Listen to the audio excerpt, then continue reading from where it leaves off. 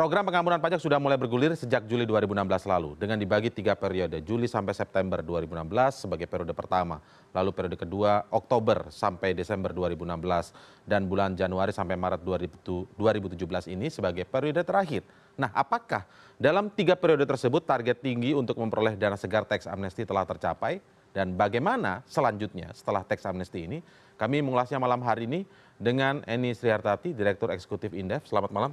Ya, Mbak Eni, terima kasih sudah hadir. Dan ada Yon Arsal yang merupakan Direktur Potensi Kepatuhan dan Penerimaan Pajak Direktorat Jenderal Pajak Kementerian Keuangan. Selamat malam Pak Yon. Selamat malam. Terima kasih sudah hadir. Sebelum saya ke Pak Yon, ini sebenarnya kan langsung saja ke Pak Yon, tapi saya ingin kembali dulu flashback dulu sebelum program ini berjalan. Dulu targetnya pada bulan Juli itu apa sih target besar yang ingin dicapai oleh Presiden Joko Widodo dengan adanya teks amnesti ini? Ya, tentu. Uang tebusan berapa, repatriasi berapa? Ya, kalau itu bonus lah Mas Indra. Tapi target utama dari teks amnesti tentu yang tertera di Undang-Undang Teks Amnesti itu sendiri. Karena kebijakan ini kan kesepakatan antara eksekutif dan legislatif yang mewakili juga masyarakat kan gitu. Jadi di tujuan teks amnesti itu jelas. Jadi di Undang-Undang Nomor 11 2016 di pasal 2 ya. Dan 2A sampai 2B, 2C itu kan jelas. Pertama, tujuannya adalah untuk pengalihan harta atau repatriasi lah yang sering kita dari luar negeri ke dalam negeri begitu maksudnya ya. Mengapa harus repatriasi? Itu di situ juga jelas disebutkan untuk perbaikan perekonomian domestik, untuk perbaikan nilai tukar kita, untuk peningkatan investasi dan termasuk untuk target penurunan suku bunga. Penurunan suku bunga. Nah, makanya repatriasi itu mengapa di dalam urutan tujuan itu ditetapkan di target nomor 1, tujuan nomor 1. Tujuan utama dari teks amnesti itu sebenarnya. Itu. Nah, yang kedua baru mendorong misalnya untuk reformasi perpajakan yang intinya adalah bagaimana ke depan kita bisa memperluas basis pajak kita. Dan yang ketiga ya penerimaan pajak itu sendiri gitu kan. Nah, sekarang tinggal kita copy paste lagi ke tujuan utama ini. Karena sekalipun sekarang memang kita mengapresiasi terutama teman-temannya Pak Yon ini sampai Sabtu Minggu saja suruh lembur, bayangkan ini nggak manusiawi. Sampai ini hari terakhir seperti ini, seperti halnya kemarin 30 September juga demikian sampai malam ya Pak Yon, ini juga sampai malam. Apalagi ini terakhir yang benar-benar terakhir Pak ya. Ini effort yang luar biasa. Dan memang kita juga mengapresiasi bahwa kalau ini diklaim oleh pemerintah teks amnesti berhasil karena lebih dari 4.000 triliun, ini bukan uang yang kecil tentu dan dibandingkan dengan banyak negara, memang tidak ada yang mencapai jarang. Tapi secara gitu kan. angka yang pernah ditargetkan itu tercapai tidak? Yang ditargetkan kan tinggal di copy paste tadi. Satu, repatriasi targetnya 1.000 triliun. Sekarang kalau sekarang tadi 144 berarti kan sekitar 14% berarti. Nah, terus yang kedua tadi penurunan suku bunga sampai hari ini kan nggak turun, peningkatan investasi terbatas dan sebagainya rentetannya karena itu tidak tercapai gitu kan. Nah, yang kedua perluasan basis pajak. Benar tadi Mas Indra bilang bahwa ada sekitar 800.000 yang mengikuti teks amnesti. Tetapi pertanyaannya yang baru berapa?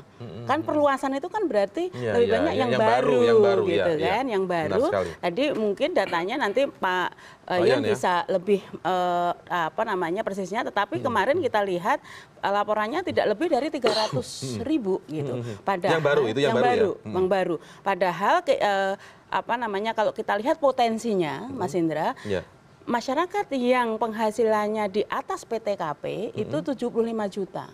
Artinya apa itu? Yang punya artinya itu yang 75 juta itu mestinya mereka sebagai wajib pajak orang per orang, objek gitu kan target. Nah, yang punya NPWP kan baru sekitar 30 juta dan yang lapor kan hanya 10 juta gitu kan. Jadi dari potensi itu yang terjaring melalui program ini berhasil ditambahkan yang dari program teks amnesti ini untuk potensi perluasan basis pajak dari sisi wajib pajaknya nggak signifikan sama sekali. Baik, Pak Yon bisa Anda jelaskan kenapa banyak tadi yang tidak tercapai tadi dari segala tujuannya tadi. Kalau kita lihat, memang yang pertama tadi Bu Eni, terima kasih. Kalau kita lihat dari tujuan awal, tentunya yang pertama basisnya tadi adalah repatriasi. Memang kalau kita cermati, memang menarik data yang kita hasilkan dari hasil TA ini. bahwa kalau deklarasi dalam negeri itu hampir 3.500 triliun sendiri. Nah, tapi ada satu poin juga yang menarik, memang masih harus kita kaji lebih dalam nih, Mas Indra. Jadi misalnya deklarasi luar negeri. Jadi harta yang wajib pajak memilih untuk tetap ditaruh di luar negeri, mereka nggak mau bawa ke dalam negeri. Ini sebenarnya asetnya mereka ngakuin ini ada di luar negeri. Mereka hanya mengakui tapi tetap ada di luar negeri. Nah, ini jumlahnya 1.000 triliun sendiri begitu. Tetapi ada wajib pajak yang berkomitmen untuk membawa asetnya balik ke komitmen ini. Baru komitmen 146. Ya? Nah, ini kalau untuk berapa realisasinya kita kan komunikasi ini belum final datanya.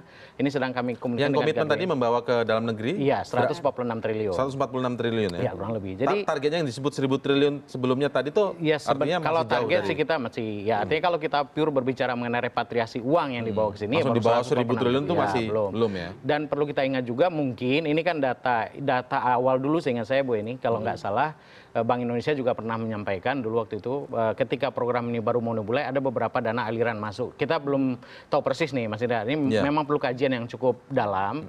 Yang pertama adalah memahami dulu kenapa behavior WP dia lebih memilih untuk deklarasi luar negeri instead of dia bawa duitnya pulang. Karena yang di luar negeri ini sendiri ada 1.000 triliun sendiri nih yang tetap stay di sana.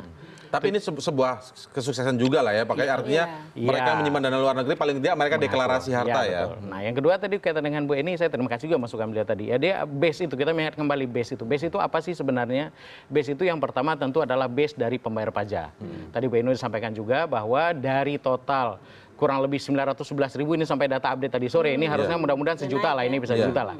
Itu 300.000 itu memang berasal 100.000-nya berasal dari wajib pajak yang betul-betul baru kurang lebih, yang 230.000-nya kurang lebih itu berasal dari wajib pajak yang selama ini on off Bu nih Mas Indra yang masukin SPT-nya.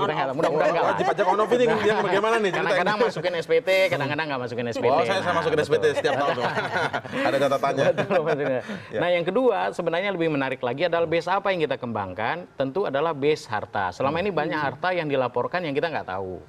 Nah, kalau kita baca misalnya walaupun yang 700.000 sisanya atau katakanlah jangan 300.000 ya, 900 kurang 600.000, 600.000 sisanya ini selama ini memasukkan SPT, tetapi toh ternyata mereka selama ini masih ada aset yang tidak mereka laporkan. Berarti mereka mengakui selama ini ada penghasilan yang belum sepenuhnya dilaporkan. Mungkin tidak seluruhnya ya. Nah, ini berarti menambah basis kami lagi. Artinya dari data dalam negeri tadi yang 3.500 triliun ini kita punya basis baru lagi nih. Kalau tadi basis wajib pajak baru, ini basis penghasilan baru, basis objek pajak baru. Tadi kan basis subjek pajak baru, ini basis objek pajak baru. Oke, basis wajib pajak baru, basis penghasilan baru tadi disebutkan. Apa keuntungannya buat Indonesia nanti secara umum ke depan dan masyarakat Indonesia tentu saja, karena tujuannya kan tadi untuk memperkuat perekonomian kita sebenarnya. Nanti kita akan ulas lebih lanjut setelah jeda berikut ini.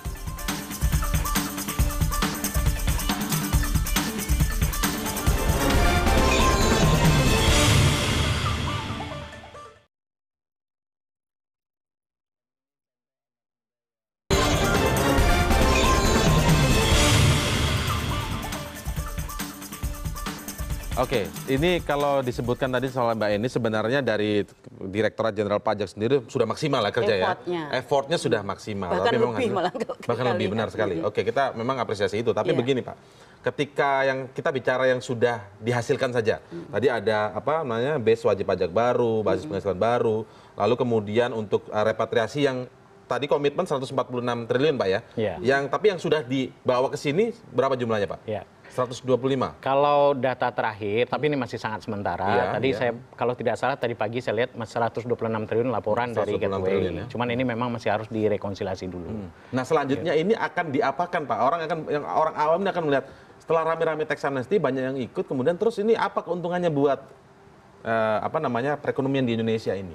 Kalau untuk dana, iya betul. Jadi kalau untuk dana repatriasi ini memang kekuasaan DJP kami sebagai administrator tentu juga terbatas ada ranahnya. Kami tentu dalam undang-undang diberikan ranah untuk mengadministrasikan sampai memastikan bahwa wajib pajak dilayani dengan baik untuk mengikuti TA-nya dan itu sudah dilakukan secara umum. Nah, untuk pemanfaatan dananya memang kita perlu komprehensi lagi dari unit yang lain karena untuk pengawasan apakah duitnya ada di dalam stay di dalam 3 tahun, tidak dibawa lagi ke luar negeri. Walaupun ada pelaporan ke DJP tetapi kan bagaimana duit ini dilakukan, pemanfaatan uang ini kami tidak bisa kontrol dan kami juga tidak bisa mengarahkan. Tentu ada bagian lain dari pemerintahnya juga harus bekerja untuk menjamin bahwa uang ini kan namanya uang kan tentu namanya para pemodal ya tidak berKTP, dia akan mencari tempat di mana profitnya besar kan gitu ya. Tentu harus ada semacam sweetener juga ditaruh di mana menghasilkan return yang cukup besar sehingga uangnya tidak terpaksa maksud saya untuk stay di sini karena biar produktif. Repatriasi dari luar negeri dibawa ke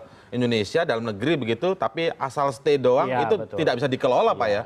Karena tujuan Aturan seperti Bu Eni tadi sampaikan, tujuannya ini untuk growth yang berkelanjutan, menurunnya tingkat suku bunga dan tentu ini harus uang ini harus berada di sektor real menurut kami gitu. Kalau di Baru sektor bisa ada manfaatnya uang yang ditarik dari. Ini kelemahannya di mana Bu Eni? Anda melihat apakah di Jadi regulasinya? pertama sebenarnya kan 104 sekalipun tidak 1.000 triliun ya, tapi 140-an triliun, 46 triliun itu cukup besar sebenarnya. Nah, mestinya kalau kita tadi kembalikan bahwa tujuan itu untuk meningkatkan investasi, artinya kan mestinya kalau ada dana masuk sekitar 146 triliun, itu ada peningkatan investasi sebesar segitulah. Kurang lebih segitu kurang ya. lebih 146 triliun. Nah, mengapa ini kok tidak kelihatan, tak terasakan sama sekali di masyarakat? Jadi kalau kita lihat di undang-undang tax amnesty, memang loophole-nya banyak, Mas Indra. Jadi misalnya loophole itu ruang-ruang yang bisa digunakan untuk merahasa celah gitu. Nah, mestinya waktu itu yang dipastikan bagaimana setelah repatriasi ini kan sudah diberikan pengampunan di kemudahan, mestinya bagaimana ini benar-benar uangnya orang yang diampuni itu uangnya bermanfaat gitu, maksudnya begitu kan Bu? Nah gitu. Nah ternyata ini kan memang uang ini harus stay di dalam negeri 3 tahun. Walaupun tadi stay pun itu Dirjen Pajak pun juga nggak bisa menjamin apakah benar-benar stay apa enggak. Sekalipun bisa misalnya. Sekalipun bisa stay, tetapi kalau ini diberikan ruang lagi bahwa ini bisa berubah instrumen apapun sesuai pilihan dari tadi wajib pajak. Contoh mudanya seperti apa Bu? Gini, contoh mudanya ketika ada pengusaha, ya misalnya Mas Indra punya uang dari luar negeri bawa ke Indonesia. Nah, oke, repatriasi itu ya. Nah, sekarang harus di bank minimal 3 tahun. Misalnya 3 tahun, tetapi hari ini Mas Indra taruh di banknya Pak Yon. Nah, besok saya bilang, Mas Indra saya kasih dong bunga yang lebih tinggi gitu. Pindah ke bank saya. Jadi pindah-pindah bank pindah bank itu boleh. Boleh. Ternyata dibolehkan. Tidak ada aturan yang mengatur itu. Dan itu artinya tidak berguna manfaatnya. Di bank atau tidak di bank atau di instrumen lain juga boleh. Artinya bagaimana seorang fund manager ini bisa mengelola dana-dana ini langsung buat diinvestasikan. Kenapa saat itu kira-kira menurut Anda di undang-undangnya tidak dibuat strict seperti itu? Nah, yang membuat undang-undang dong yang ditanya itu mengapa seperti itu. Sama tahu mereka juga punya kepentingan untuk itu gitu kan. Nah, ini yang pertama. Nah, yang kedua tadi uang tebusan. Uang tebusan memang ini yang bisa memang agak direct karena begitu ada uang tebusan diterima oleh pemerintah memang bisa menutup shortfall penerimaan pajak kan. Artinya ada dana yang bisa digunakan untuk belanja pemerintah. Makanya kemarin yang tadinya Bu Sri Mulyani banyak dipotong di triwulan terakhir, di triwulan 4 kan 2016 nggak dipotong lagi karena sudah ada dana tebusan yang masuk gitu. Nah, cuman ini kan persoalannya antara kebutuhan. Jadi kalau kita lihat kemarin kan target pajak misalnya ya, target pajak ini kan tadinya 539. Kemarin realisasinya kan hanya perpajakan ya Bu. Perpajakan 1.200 sekian. Nah, artinya kurang dari 256 targetnya. Nah, yang masuk sampai dengan akhir Desember kemarin kan hanya 104. Nah, masih kurang banyak gitu kan. Makanya itu kemarin ada pemotongan anggaran gitu. Nah, ini kan memang ada jadi dampaknya belum bisa langsung terasa langsung dari program ini tax amnesty ini ya karena ada beberapa celah dalam peraturan perundangannya. Dampak langsung dalam jangka pendek ada tadi kan, ada untuk menutup kekurangan uang tebusan tadi. Tetapi yang sekarang kita perlu betul-betul pikirkan adalah so what-nya. Bagaimana ke depan untuk memenuhi tujuan dari tax amnesty itu sendiri. Gitu. Tujuan lebih besarnya begitu, tujuan jangka panjangnya begitu ya. Baik, saya mengutip apa yang disampaikan oleh Ibu Sri Mulyani. Setelah ini, artinya setelah hari ini begitu ya, kami akan langsung berburu para wajib pajak yang sembunyi-sembunyi, tidak terbuka. Sudah diberi pengampunan, nggak mau ikut. Sekarang selanjutnya setelah malam ini ya, Pak, terakhir kan hari ini Pak ya, langsung akan berburu. Mekanismenya akan seperti apa Pak gambarannya nanti Pak? Seperti yang diinstruksikan oleh Bu Sri Mulyani. Bahasa begini ya, kalau dia dengan peta tax amnesty, dengan 1 juta wajib pajak yang tadi lah katakan kurang lebih 1 juta, mudah-mudahan bisa tembus 1 juta lah malam ini ya.